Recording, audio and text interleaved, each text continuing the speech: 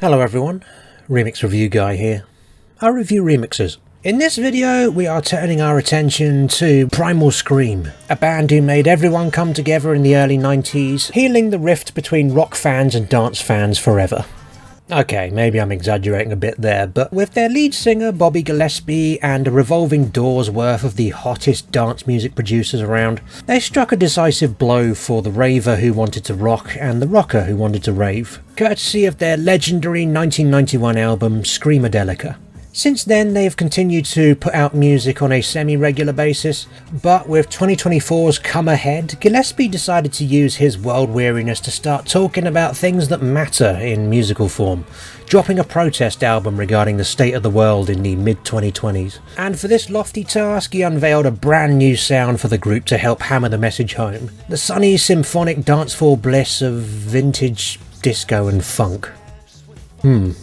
Did they pull off such a coup? Well, even if they didn't, they dropped a remix album in March just gone titled Come Ahead Remixes, in which they tapped the services of some of the most celebrated club producers of the last 30 years just to try and make sure that this sideward step results in some form of dance floor triumph. After all, remixing did give the Scream their breakout moment in the early 90s, so surely they can pull it off again a quarter century later.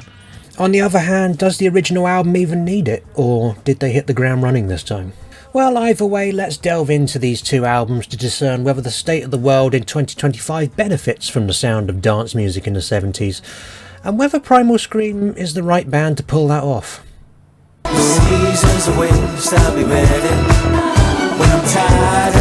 Just what is it that you want to do? I feel like this is a question that has loomed large over Primal Scream's entire existence.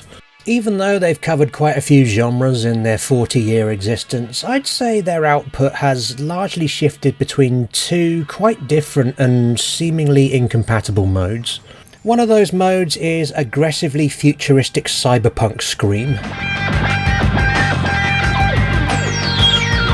blurring the boundaries between rock and dance music during an age where many tribally felt compelled to pick one or the other, and enlisting visionary experimentalists like Andrew Weatherall, Jags Cooner and Kevin Shields to produce these wares. And then at the other end of the scale you've got retro rock cosplay scream, shelving anything that made them remotely stand out in favour of a series of Kinks and Rolling Stones pastiches. And even though it is the former mode that has brought them some of the most celebrated and iconic albums of their career, they seem to have firmly settled into the latter mode in the 21st century. Why? Well, I found an interview where Gillespie has an explanation for it. He's old. Heavy industrial noise puts people on edge and works for angry, uncertain young people who want to lose themselves in sound, he said in an interview with DIY magazine. Whereas now that he's in his 60s, he's a lot more clear-headed and relaxed, and he wants to whisper in people's ears and seduce them with poetry. This is probably the most cardigan-brained argument I've ever heard from an ageing rock star. Plenty of older people have both made and listened to more dissonant music in the last 3 decades. So no, just because you're not in your 20s anymore doesn't mean you have to go down the route of Paul Weller. I mean, if you've got tinnitus, I get it, but at any rate, Gillespie seems to be quite content to revel in more retro stylings this century. But for his last couple of albums, he at least seems to be trying to placate the indie dance crowd by doing impressions of retro dance styles. Their previous album, 2016's Chaosmosis, juxtaposed the typical retro rock jams with some 80s new wave work that felt a lot more reverential than anything they did on Exterminator or Evil Heat. And on the album that we're covering here, Come Ahead, they wound the dance music clock back even further, this time embracing the disco and funk sounds of the 70s. Now, far be it from me to suggest that an artist should stay in their musical lane, especially given that I set up this channel explicitly to cover music that takes an artist out of their lane. But Bobby Gillespie hasn't ever immediately jumped out at me as being a natural heir to the throne of Disco King. Is this really a good idea? Well, at the very least, the first minute of opening track Ready to Go Home actually does feel like a fairly comfortable ground for Primal Scream. When my time finally comes, I'll be ready. Screamadelica had a pretty frequent use of a gospel choir in it, and that worked. So at the very least, at the top of this album, it does feel like we're about to recoup some of that early 90s vibe. If we skip forward to when the song actually starts proper though. When my time finally comes, I'll be ready. When my tea is done, I'll be ready. When the night takes the sun, I'll be ready. Don't you know, there's a kingdom inside. Okay, there's a lot to unpack here. Let's start with the subject matter of the song, because if there's one thing I've learnt from music critics in the last year, if you're going to critique a song that's about sensitive subject matter, you need to acknowledge that fact right out of the gate. Otherwise, that comment section's going to bite your knees off. This song, Ready to Go Home, is informed by the death of his father, Bob Gillespie, who you can actually see looking pretty suave on the front cover. Bobby has talked about how he actually sang this song to his father in hospital the night before he passed away, and I can imagine that being a particularly poignant moment. Mainly because I assume he was singing it a cappella or with minimal accompaniment. I do not get the same vibes listening to this song in its finished form because there's a lot going on in the production here. There's a whole string section for those authentic disco vibes. When I'm tired of chase, I'll be ready. You've got Moog synthesizers firing off. A weird little 6-note guitar lick that says, hey, don't forget we're a rock band. Ready to go home. And the choir sounding more and more unhinged with every year.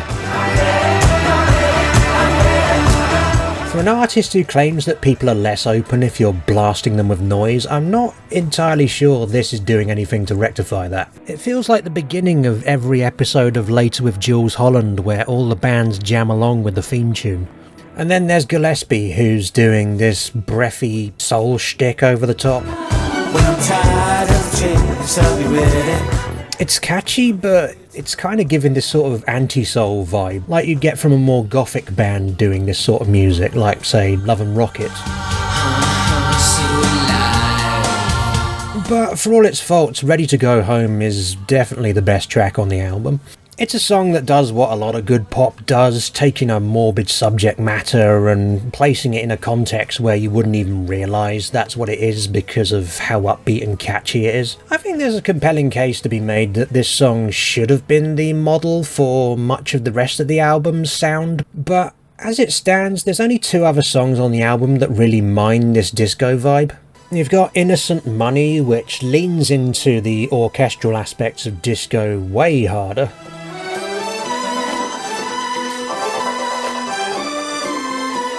It's actually pretty convincing. It gives a pretty good Ain't No Stopping Us Now vibe.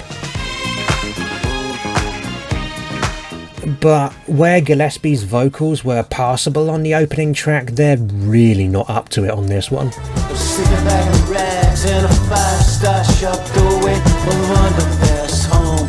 Here we have Gillespie listlessly rapping about a homeless person in a tone that makes it sound like he's trying to wing it on the spot. To make matters worse, he limply strains out the chorus in no discernible key.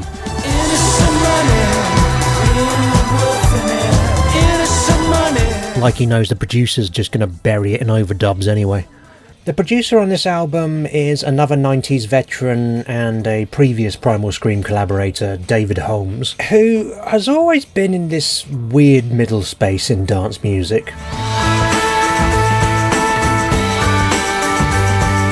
Too weird and genre bending to fit comfortably into mainstream circles, but not weird and genre bending enough to ever have a particularly clear musical identity to latch onto, which is probably part of the reason why he got snapped up for a whole gamut of film soundtracks over the last 2 decades. He returned to the realm of studio albums a couple of years ago though, with 2023's Blind on a Galloping Horse, which he describes as his first ever protest album, even though sonically its overall vibe is actually kind of dream pop.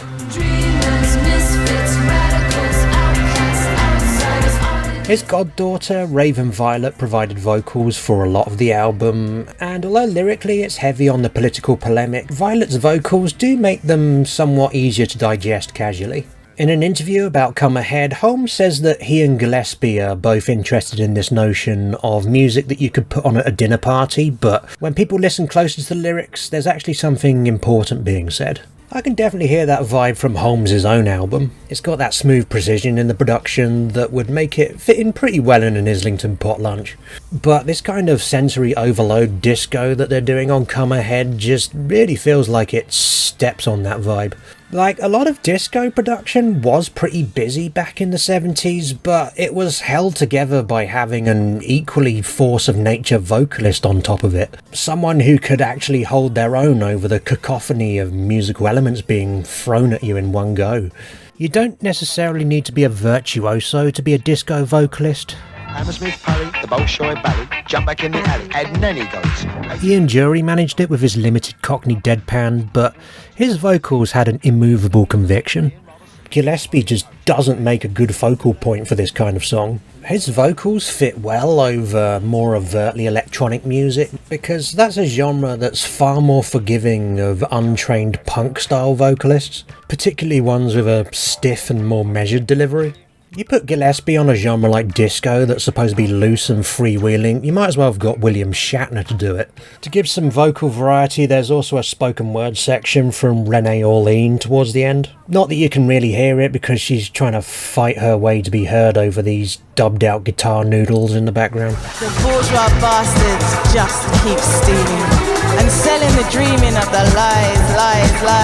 In fact, one of the biggest problems with this album is that Holmes' production frequently just throws everything at the wall without any care for dynamics, tone, or even clarity. You've got these discordant brass sections that sound like they're going for a more post-punk take on disco, like Pig Bag or Rip Rig and Panic.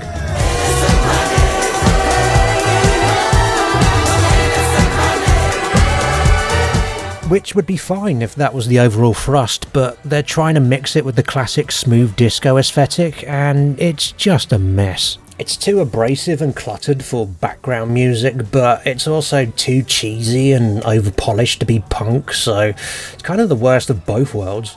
And that's probably because if you read the interviews, both Holmes and Gillespie seem kind of confused as to what they're going for. They're talking up this seductive, relaxed background vibe in one breath, and then in another, their language is weirdly combative, saying that they'll take on all comers and there's no better time to scream from the rooftops. You can just see them now doing an after-dinner speech that goes, "We will fight them on the doilies. We will fight them on the charcuterie boards." The one other disco song in this album, The Centre Cannot Hold, comes towards the end, and it probably has the best moment of any track on this album.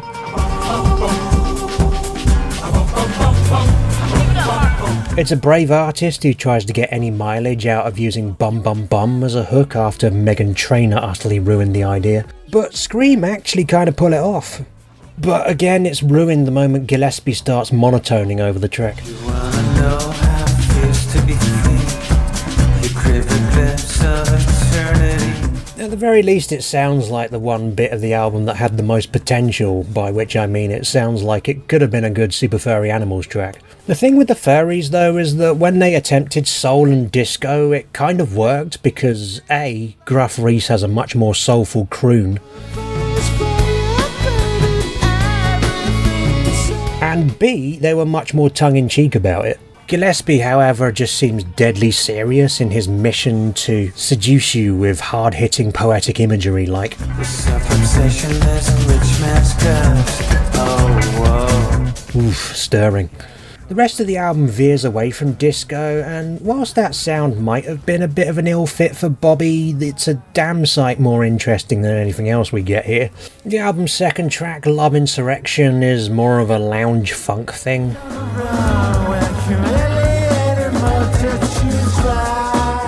Once again, the layering on this one is a nightmare, like they're worried it's too edgeless, so they just try and fill it with strings and all sorts of bric-a-brac.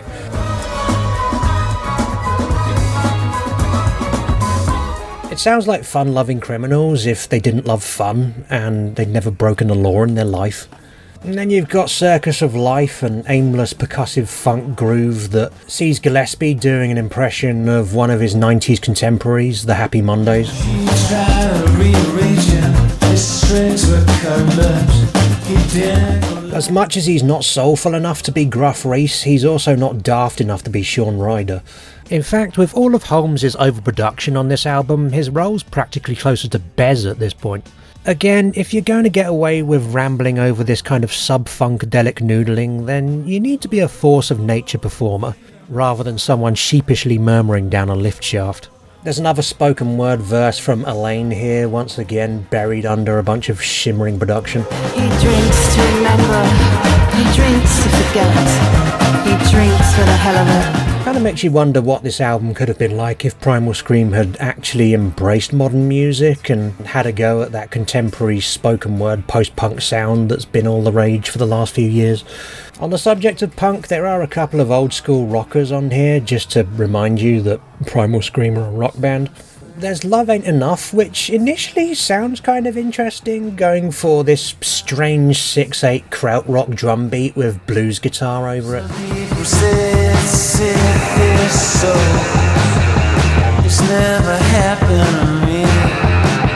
It only took me 2 listens though before I was like, wait, this really is bad to the bone. I'm here to tell you, honey, that I'm bad to the bone. It literally sounds like the George Thorogood song, but with less vocal presence and a beat that tries to trick you into thinking this has some sort of math rock quirkiness to it. Then there's Deep Dark Waters, which goes for a moody Echo and the Bunnymen style vibe.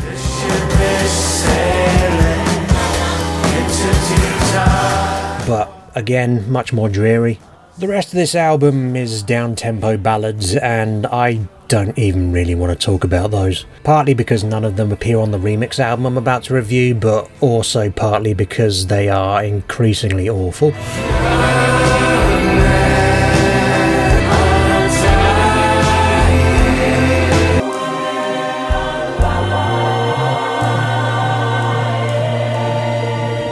I am stunned at the bathos on display in these 2 tracks. These songs literally sound like they've been made to accompany an 80s charity telethon. This is political music for people who think that mutual aid started and ended with Bob Geldof. There are people dying now, so give me the money. All this talk of creating a sonic Trojan horse to slip in urgent political messaging, and the message that we actually get in this album is little more than war is bad, people are dying, rich people have a lot of money. An indie dance artist with a trade unionist father should be capable of more erudite commentary than fricking Earth Song. Did you ever stop to notice all the children dead from war? And I should stress that none of this is me disagreeing with Gillespie's politics, for even though he can be pretty clumsy in interviews in how he expresses things, from what I've seen I share many of his positions. His comments on wealth disparity are absolutely bang on. But in musical form, this just seems like a really verbose version of a Phil Collins song. The reason why bands make political music that is aggressive and confrontational is because A, it's fun to listen to, and B, it makes you feel like you're up for a fight. The songs on Come Ahead sound like someone putting a white flag up immediately. A common insult that gets thrown around these days is terminally online, where it's suggested that someone spent way too much time getting their ideas from a very specific fringe part of the internet. I would argue that Come Ahead's problem is that it's terminally offline. Gillespie's clearly kept up with the state of the world to some degree, and yet lyrically and stylistically, this feels like the kind of music you can only make if you've learnt nothing new about culture and politics since 1992. So yeah, this album's pretty rough. And the worst part is that in an interview, Gillespie genuinely seems to believe he's coming up with something new here. He might have renewed confidence in his band's relevance, given that contemporary pop artists Dua Lipa and Lorde have both cited Primal Scream as inspiration for their songs in recent years. And we want to get loaded, and we want to have a good time. That's what we're going to do. Which might have been a boon were it not for the fact that the album both artists were inspired by was, you guessed it, Screamadelica. Everything comes back to that one album where they got remixed into something actually notable for the first time. Speaking of which, From here to the void, I am ready. Oh Lord. Come Ahead Remixes Volume 1 came out at the end of March, and upon reading the list of artists involved, I had one very instinctive, visceral reaction. Gosh, everyone here seems quite old. I'm sure if anyone's using an ageism detector on this video, it's melted tenfold by this point, but the interviews for Come Ahead tried to paint Gillespie as someone who keeps up with modern bands by mentioning the likes of Fontaine's DC, as well as being someone who's pleased that Primal Scream's music seems to resonate with young female artists. And then you get this remix album, and it's entirely men who've been knocking around for the last 3 decades. And Come Ahead Remixes starts with perhaps the most seasoned veterans of the lot in the form of 80s disco pop witticisms, the Pet Shop Boys. They turn their attention to Innocent Money, and I've got to say, this remix absolutely slaps. Part of what immediately endears me to this remix is the fact that Neil Tennant and Chris Lowe don't seem to think that much of the original. They start with the string sample from the original, filtered as if they're going to make it into some late 90s disco house.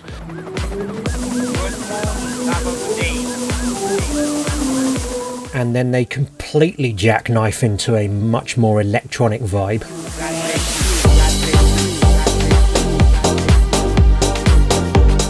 These synths aren't even in the same key as the original elements, but that's what makes it so brilliant.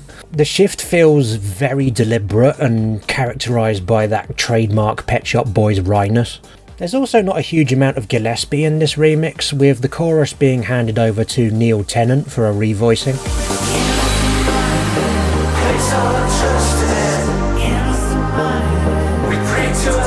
Which works brilliantly because Tennant is just outright a more confident, authoritative singer than Gillespie. But also these eerie minor chords that they use for the chorus just give it a much more underlyingly sinister feel. And then the rest of the remix focuses heavily on the backing vocals, which is a great move. Even Alain's rap is given more space to shine on this version. The slugs at the bottom beat the wolves to the top. Growth spreads upwards ever only. Yeah, I could probably spend around 10 minutes talking about this remix alone. I think it's an absolutely blinding way to start this album. There are a couple of other remixes of Innocent Money on this album that try harder to preserve Gillespie's vocals, and it's kind of to the detriment of both of those remixes. But that aside, they're still pretty damn good. You've got the remix by Matt Edwards, aka Radio Slave, which comes in with a pared back bassline house joint that makes big use of dub echo throughout.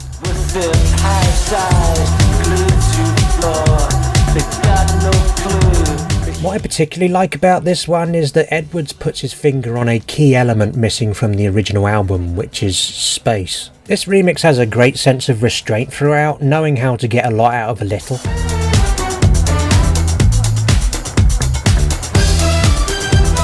And whilst he's not able to make Gillespie's rap here sound particularly rhythmic or engaged, it at least doesn't feel like it's trying to bombard you with excess elements to distract you from it. The other remix of Innocent Money comes from Andrew Hogg's Lovefingers, a project named after a Silver Apples song. And in his version, he gives the song a Giorgio Moroder style late 70s high energy workout, underpinning it with driving synth bass, but with an overlying atmosphere that puts me more in the mind of progressive trance from the early noughties.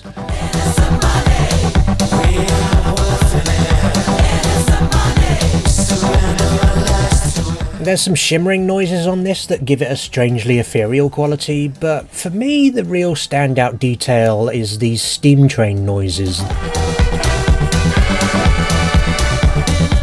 It's a great locomotive element that just gives it an edge that stops it feeling too much like a museum piece. Lovefingers also contributes another remix to the album, this time of The Center Cannot Hold, and I think this one is even better.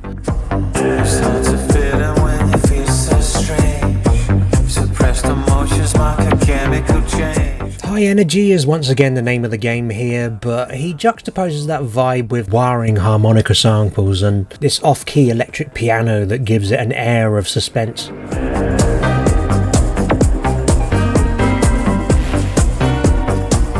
You'll notice from the remixes so far that there is more of a futurist bent than the originals, but they're also just outright club tracks, and genuinely that is not a bad place for Primal Scream to be, because even though Gillespie's vocals aren't virtuoso enough to survive in heavily layered disco, he's got more than enough character to keep a dance track ticking over, even at his weakest. and where he talked about having outgrown industrial noise, there is a remix that brings him back into that realm, courtesy of Naum Gabo, a Glaswegian synth-punk duo formed by Johnny Wilkes from Optimo. Their remix of Circus of Life offers up the album's most down-tempo and heaviest remix. He's a door without a key. He's a guitar without strings. With a much more purposeful percussive vibe to it that incorporates some echoing dog bark noises and vocal fragments pretzeled into odd melodic mutters.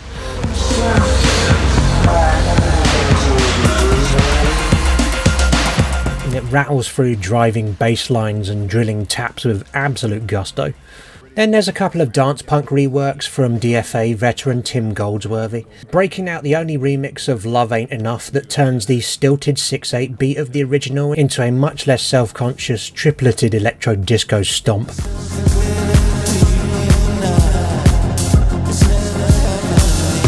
This version feels a lot more coherent, and the small details in this really elevate things, from the air raid sirens of the original through the subtle 303s that burble in the background to a series of drum fills that get more and more jaunty as the track goes along.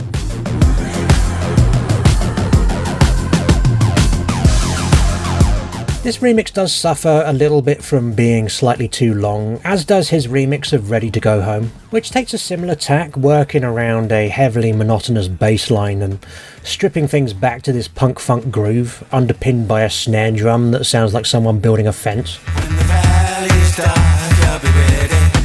Like the 11 hours, I am ready. But whilst 8 minutes does stretch this remix a little bit thin, for the most part it does well to keep the groove minimal and stripped down, but continuously throwing in sonic curveballs to keep things engaging, with the bass line occasionally jutting into a melodic flicker and a strange 3-beat loop in the second half that sounds like disinterested panpipes.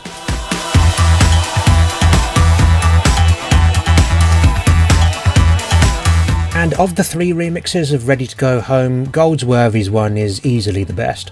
As far as the other 2 go, we get a strident techno remix from Hardway Bros, aka Sean Johnston, who, despite his duplicitous name, is someone who knows his way around a techno groove.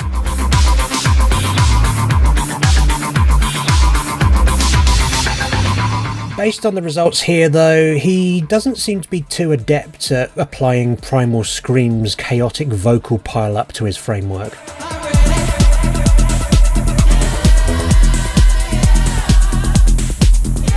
The choir is applied in this really ramshackle manner over this disinterested sounding minimal groove, and its lack of focus only gets worse when he eventually brings Gillespie's vocals in.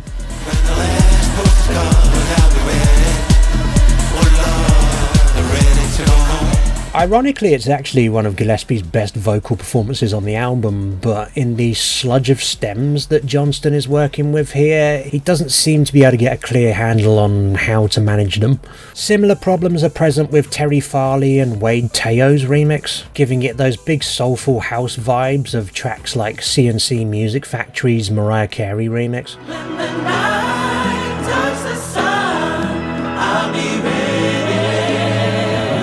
As warmly authentic as this sounds, however, the layout of the vocals once again results in a sprawling jumble. The repetition of the gospel vocals and the way they keep slipping off the bar just outright give me a headache after a while.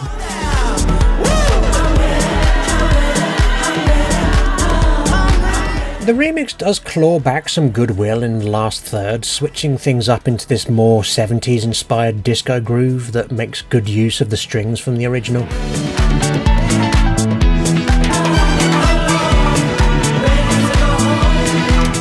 But it comes in a little too late to salvage the remix as a whole. They go for a similar 90s disco house vibe on their remix of Love Insurrection, and here I'd say it's a bit more successful. It once again starts brilliantly, giving us a chance to hear some of the original strings in isolation.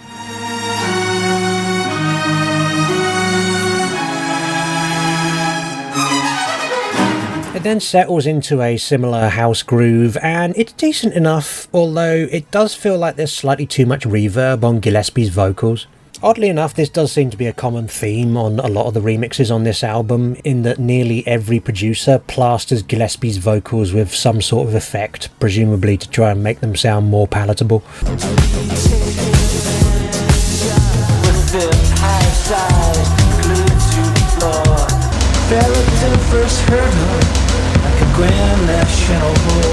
In the instance of this Love Insurrection remix, however, it feels like a little much, with Bobby's ghostly vocals stopping the production from feeling as unified as it should.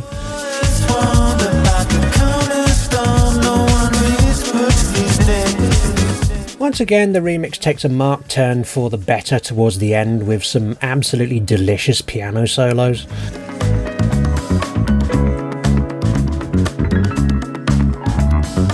But if you want an absolute masterclass in nostalgia-tinged disco house, look no further than the other remix of Love Insurrection by Ashley Beadle's Black Science Orchestra project. This is a moniker he used for this kind of music in the 90s and ultimately left dormant for a couple of decades, until recently reviving it for a remix of emerging jazz artist Emma Jean Thackeray. And here this production trio gives you the absolute 90s disco you would want from Primal Scream.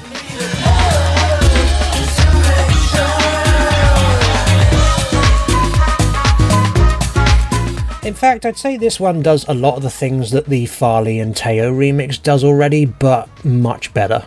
And he ramps up the nostalgia points with specific details like the breakbeat that he uses.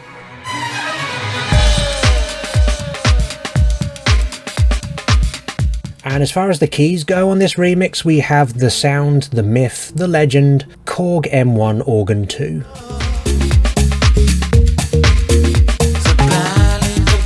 This sound was one of my all-time favourites in dance music, and yet in 2025 it seems to be so widespread that I'm actually starting to get a little sick of it. The recent Confidence Man remix album featured it a bunch of times, and it just feels like it's gone beyond nostalgia into cliche at this point.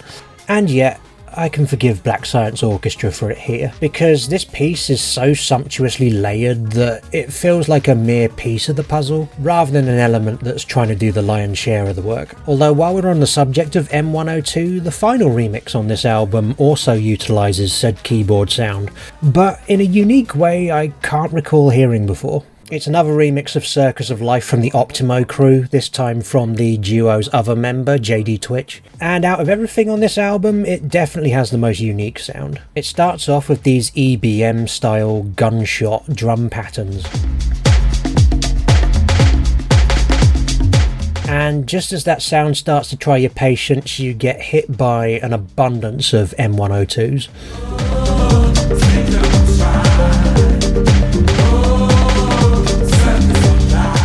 Just this complete whirlpool of sound that is then overlaid with these constellation of arpeggiators that actively sound like they're going out of their way to stay off key.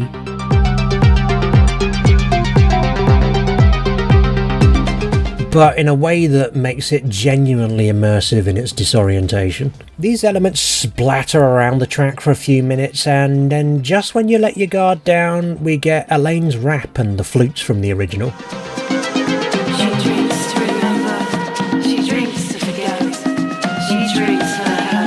And it's just this sudden, unexpected moment of focus that pierces through beautifully. And as a result, it sounds magnificent. So, that's Come Ahead Remixes Volume 1. It's not often that I get excited about an album entirely consisting of club remixes, but it legitimately seems like most of the remixers here have a better understanding of Primal Scream's strengths and weaknesses than they do themselves. For all Gillespie's claims that he's now in the more relaxed, easy listening phase of his career, these remixes ultimately show that his vocal presence just much more suits edgy, punk-tinged dance music. In terms of my favourite remix from this album, there are loads of potential honourable mentions I could throw in here, but there are two that I would specifically like to single out. For all my claims that disco doesn't suit Gillespie, I'd say the Black Science Orchestra remix makes a pretty damn compelling case against that assertion.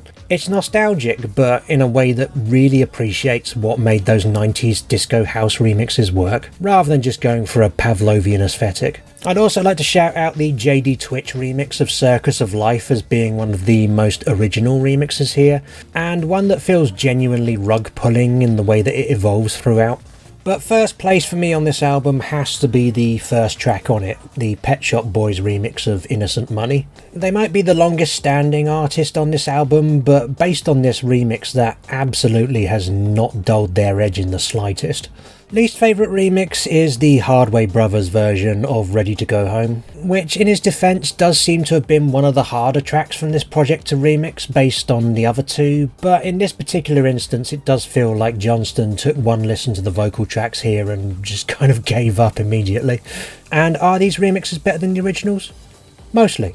With the exception of Ready to Go Home, pretty much every track from the original album that gets a rework here comes out sounding much more refined, purposeful and, dare I say, modern than the original.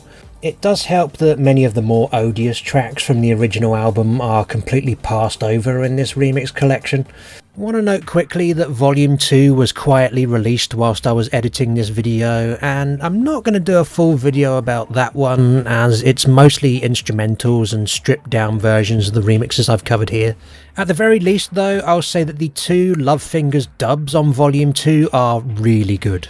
Even more innovative and fun than the original remixes. And also the Hardway Bros dub of Ready to Go Home is a very different and much better remix than the one he gives on Volume 1. Overall though, I feel this selection of remixes very much recaptures what Primal Scream do best, letting talented producers refashion their music into something actually good. That might sound like a backhanded compliment at best, but Primal Scream have used this model over the years to create some genuinely great and interesting music on more than one occasion. All that said though, could we have some younger artists involved next time? What do you reckon, Bobby? Anyways, that is my review of Come Ahead Remixes Volume 1. What do you think of these albums, and which do you prefer? Do you have a favourite Primal Scream album, and if so, let me know in the comments below. Also, do let me know about any remix albums or EPs you think I should be covering on this channel in the near future, and please do subscribe if you'd like to see more breakdowns of remix content. Thank you very much for watching. This review is over. Reasons to be cheerful, heartbreak. Reasons to be cheerful, heartbreak.